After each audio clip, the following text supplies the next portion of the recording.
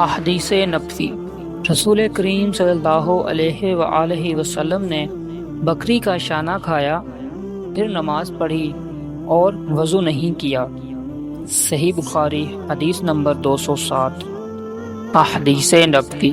जाफ़र बिन उमरो बिन उमैया ने अपने बाप उमरो से खबर दी कि इन्होंने रसूलुल्लाह सल्लल्लाहु अलैहि वसल्लम को देखा कि आप सल्लल्लाहु अलैहि वसल्लम बकरी के शाने से काट काट कर खा रहे थे। फिर आप सल्लल्लाहु अलैहि वसल्लम नमाज के लिए बुलाए गए तो आप सल्लल्लाहु अलैहि वसल्लम ने छुरी डाल दी और नमाज पढ़ी, नया वज़ू नहीं किया। सही बुखारी हदीस नंबर 208।